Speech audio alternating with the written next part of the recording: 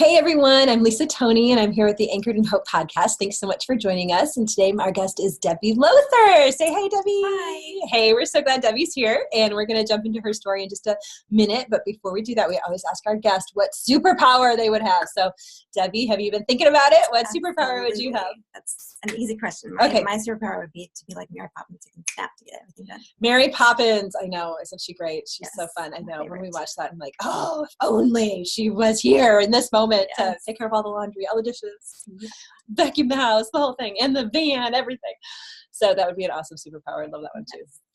Well, we're going to talk a little bit, Debbi, about your dad today and share a part of your journey with him and take us back a little bit to growing up and some of what your dad was like and some of your memories of childhood with your dad. Okay, well, I'm the middle of three girls. I have a sister who's 2 years older and a sister who's 7 years younger. Okay.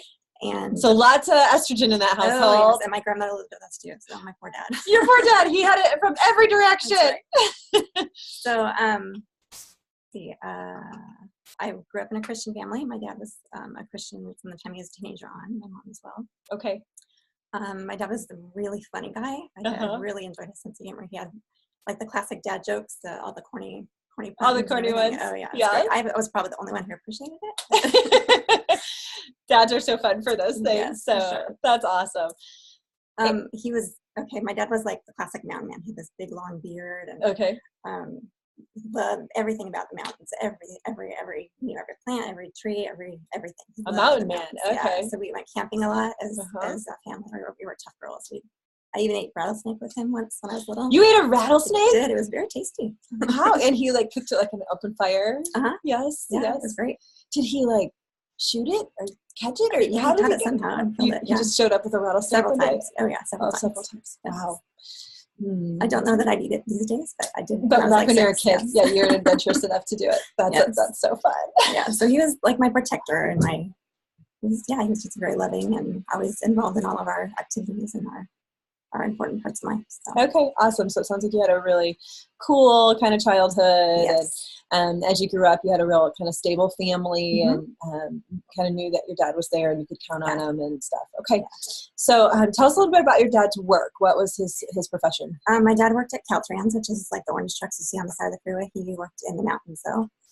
He worked on Highway 39. Okay. Azisa Canyon all the way to Crystal Lake, about that area. And then back. Okay. So some of his responsibilities, what would he be doing? He would clear the road basically for motorists. And he had the night shift always when it rained. Okay. So he kind of had some dangerous work. He was clearing roads and so any like debris or rocks or ice or whatever. Yeah. Trees, branches, all that stuff. Yeah. Okay. So did you guys worry about him? Or? Yeah, I did, but he had it ever since I was like a year and a half. So so you always knew, you always knew him as having that kind of work. Okay. Yeah. So I know you were newly engaged, right? And you've gotten... I was 21. I had just gotten engaged, and my dad was even like at my engagement and involved in the whole spiel. It's a whole other story. But it was a special thing to have in there involved in it. So yeah. And then you got a kind of an unexpected phone call. Yeah, 6 months after that. Okay, tell us about that. I got a phone call at work from my mom's boss, and she said that I needed to come to her work and meet her immediately, that she had something to tell me. And so I said, is everything okay? And she said, well, she'll talk to me when you get here. So, which is never a good phone call. No. And so immediately I thought, it has to be my dad. Something's wrong with my dad. Mm-hmm. So I didn't know what I thought. Being immediately engaged, I thought he was going to walk me down the aisle. That was my first thought that went down in my head. So, so I drove the 10 minutes to her work and having all these thoughts in my head. What's going on? Happened? I have no idea. And so her coworker, who was a friend of mine, met me outside the front lawn and said, something happened. You need to go home and meet your family there. And I said, well, I'm not going anywhere. Tell me what happened. She said, I can't. You just have to meet your family. I said, just tell me, is it my dad? I need to know what's going on. Yeah. She said, yeah. And I said, did he die? And she nodded her head really somberly. And so I cried on her shoulder for about 10 minutes, and then I had to gather myself together and make the drive home knowing what had happened. Oh my goodness. And hold it together. So I walked in the house, and that's when everyone was there. Yeah. And there was a bunch of people there, and it was very surreal. Yeah. So definitely never a phone call or news that you want to hear. Yeah.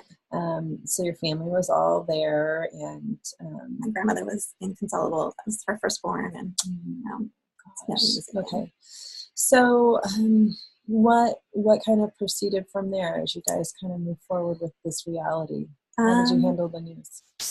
I was okay. I knew that we were going to be okay. Mm-hmm. And a lot of people asked why now, why him, why he's 45, so young, super young, yeah.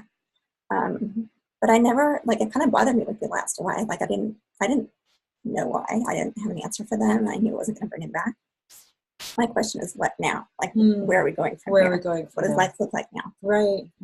Yeah. So we planned the memorial service, and my sisters and I all wanted to speak, say, our memories of him. And so I actually opened with a joke, because that was my dad. What he would do. Yeah, the joke was, what do you call a deer with no eyes? No idea. And then what do you call a deer with no eyes and no legs? Still no idea.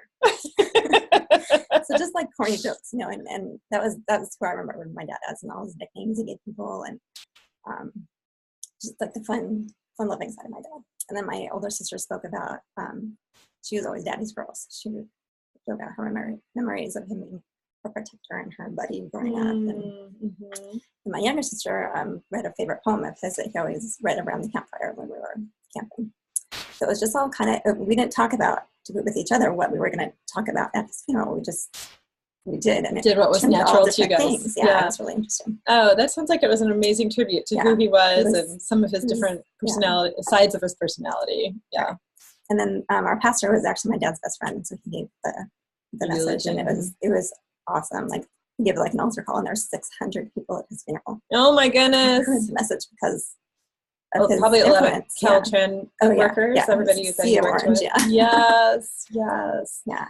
Wow, that is such a powerful example of, God being able to work in the midst of kind of that tragedy, or, to still show up and show himself powerful even in the midst of our grief and even questions of why or how. Right. So what was kind of your spiritual state during this time? What was your relationship like with the Lord? I was pretty strong. I've been a Christian ever since I was little. I had a relationship with God, and I knew he wasn't going anywhere. So that kind of held it together in the prayer for sure. Yeah. Yeah. To kind of keep you guys going. Okay. Yeah. Well, after the service, you guys had to kind of adjust to kind of a new normal, right? What family looks like without that your dad there is kind of that rock, that pillar. What was that like as you guys kind of worked through that transition? It was just kind of finding a new normal. I was like a couple months from graduating college, so I did that, and it was weird not having him there. And we all three got married, and he wasn't at our wedding. There's like something missing there.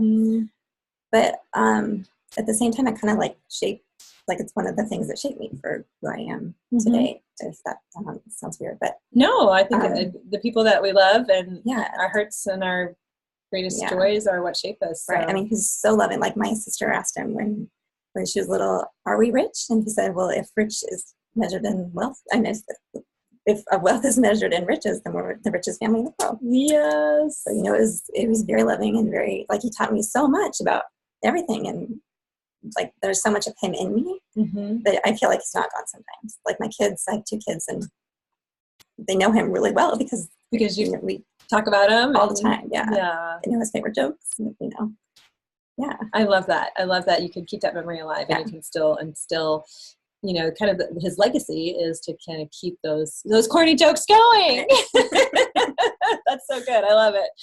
All right. Well, and how did your mom handle kind of the whole thing? She was amazing. She is so strong. Like, she kept it together, and finished raising my younger sister was only 14.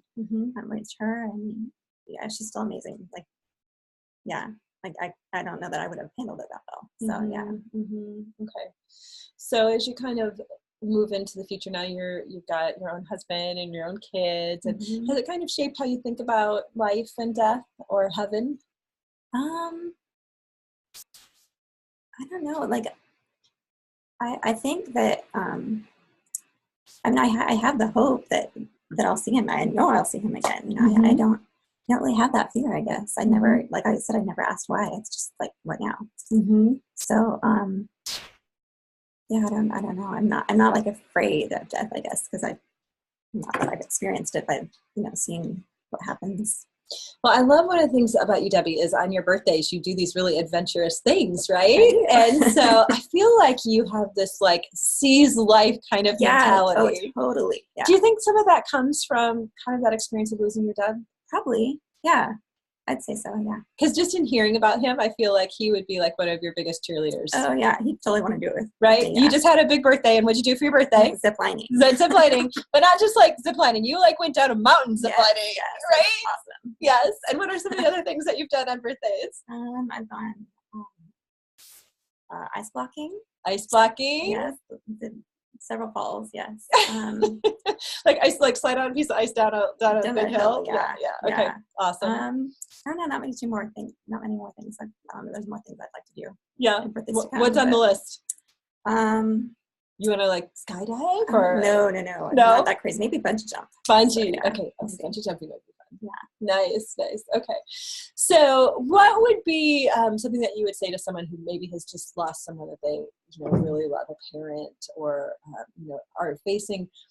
Because I think it's one thing we all know, we'll probably lose our parents at some point, but the natural process is usually more like aging, and getting to watch them age. And so I think when we have a sudden loss like that, it really impacts us. So what would you say to someone who is, facing kind of that phone call or that sudden loss, of how to get through that, or some ways that they can really kind of lean into God through that process? We never expect it when it first happens. So not always be ready, but just, it's not something that anyone can